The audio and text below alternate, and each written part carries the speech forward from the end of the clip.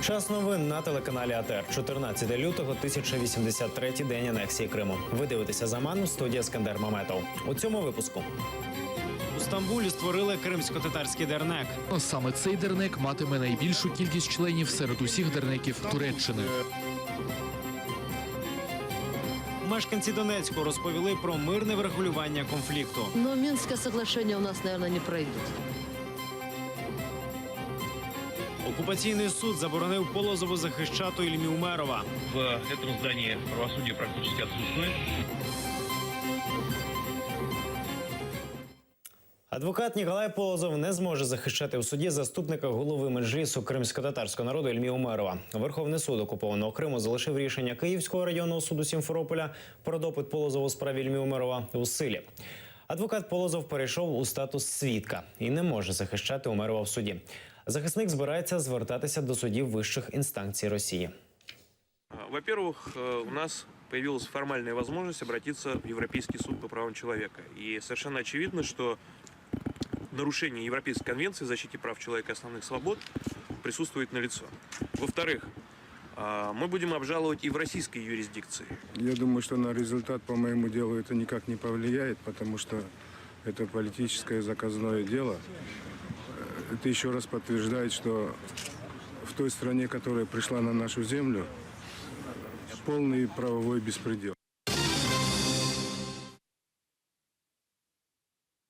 В Україні закінчується вугілля. Через економічну блокаду, що влаштували ветерани АТО та деякі депутати, з окупованих територій на українські теплоелектростанції не постачають вугілля антрацит. За словами енергетиків, в Україні залишилося вугілля на 40 днів.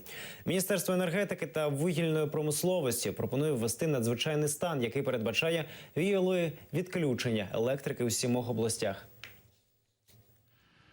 Стикнемося з проблемами безпосередньо міста Києва.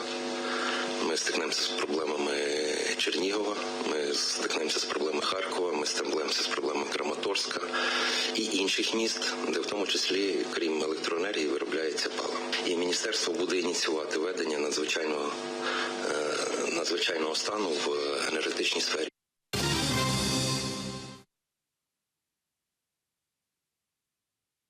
В окупованому Сімферополі сталася масштабна пожежа. Займання відбулося на складах із пластиковими вікнами на вулиці Москальова, поруч із вокзалом. Причиною називають несправну електропроводку. Площа займання сягнула 200 метрів. Через пожежу у повітря викинули їдкий газ, що утворився через вигорання промислового пластику. Пожежу вдалося загасити, проте якої шкоди завдала пожежа екології півострова, поки що невідомо.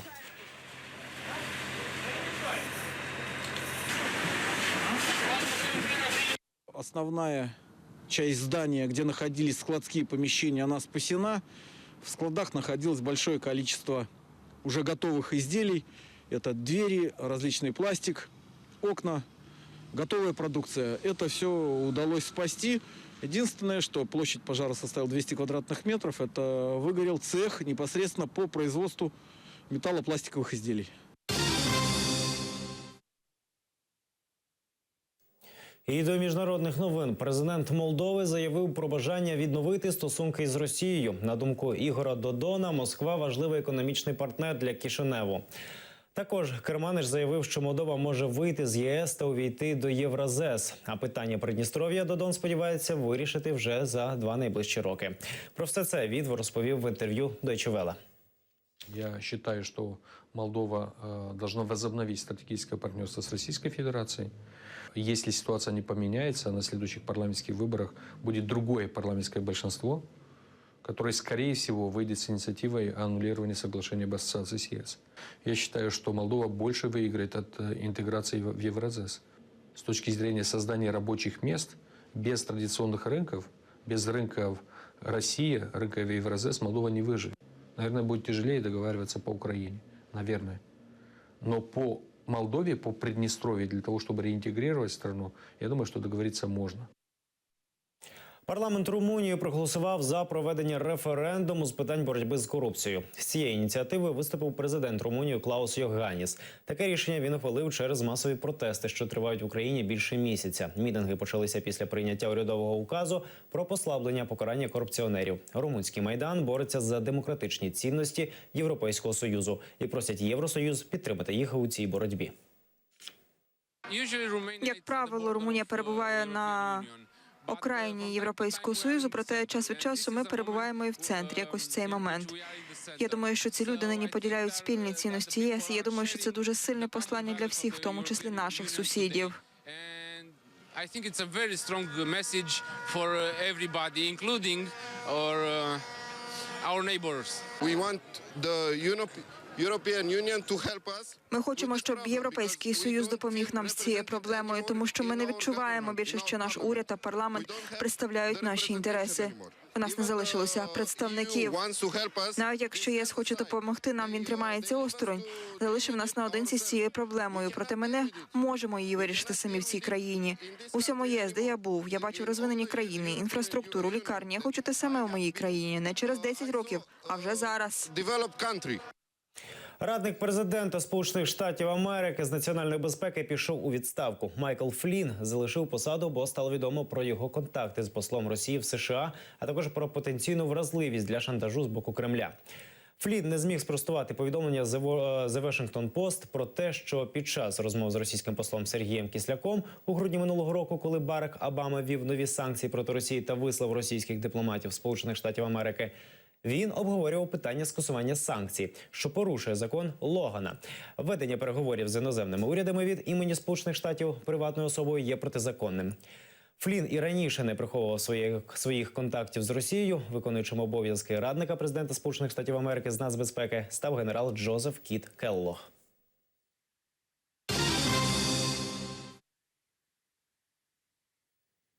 Уряд Сирії застосував заборонену хімічну зброю в битві за Алепо. Про це повідомляє правозахисна організація Human Rights Watch. Такі висновки зробили на підставі інтерв'ю за свідками, аналізу фото та відеоматеріалів, постів у соціальних мережах. Через застосування хімзброї загинули щонайменше 9 мирних жителів, 4 з них діти. Близько 200 отримали поранення, заявляють правозахисники. Постраждалі від газу відчули задуху, сильний кашель, нудоту. Human Rights Watch закликає Раду безпеки ООН ввести санкції проти відповідальних за застосування хімічної зброї.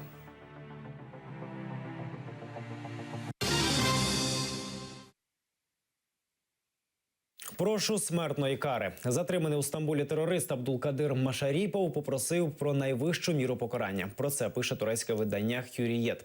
Терорист заявляв, що був ошуканий своїми кураторами з Сирії, які запевнили його, що в клубі збираються лише християни.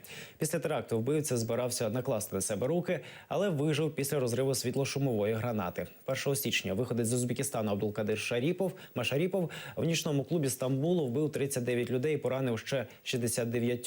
На момент теракту в клубі знаходилося від 500 до 600 відвідувачів.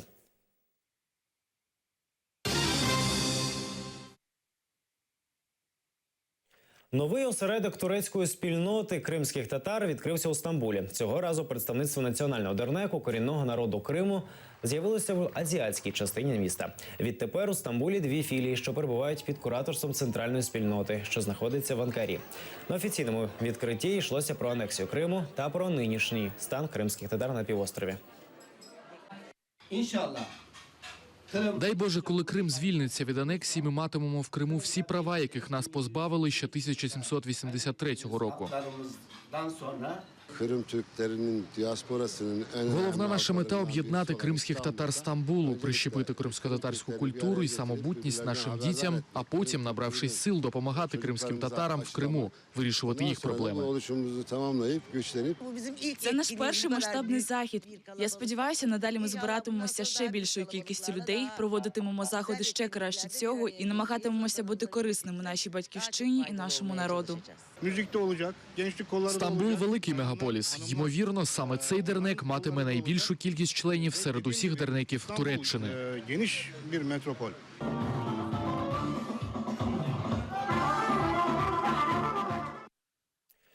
І до українських новин. Чи можливо врегулювати конфлікт на Донбасі мирним шляхом?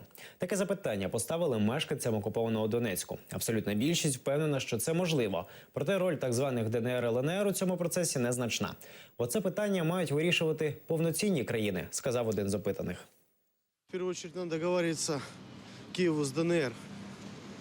А далі вже пускай політики думають, з ким їм краще договоритися. Россия не считает, она не сторона конфликта. Ну, по крайней мере, по документам, которые подписаны в Минске. Здесь большую роль все равно Россия играет.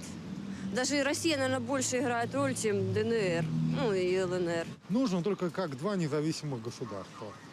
Мы тут уже, как говорится, третья сторона. Но прекращение огня, это, конечно, надо договариваться. Но смотря на каких условиях. Ведь очень важны условия. Условия сейчас данные, которые Украина, я бы не сказала, что надо принимать. Надо нажимать, чтобы все-таки наши условия. Обязательно надо договариваться. Но Минское соглашение у нас, наверное, не пройдут. Там батька Лукашенко одно крутит. Россия другое, Украина третье. Лучше бы нас немцы захватили. В 2014 году нам бы было лучше. А надо обязательно договариваться. Чтобы не было кровопролития. Це всі новини на цей час. Не пропустіть наступний випуск з авансів Євляєвої за 2 години. Будьте ЗТР. Гарного дня.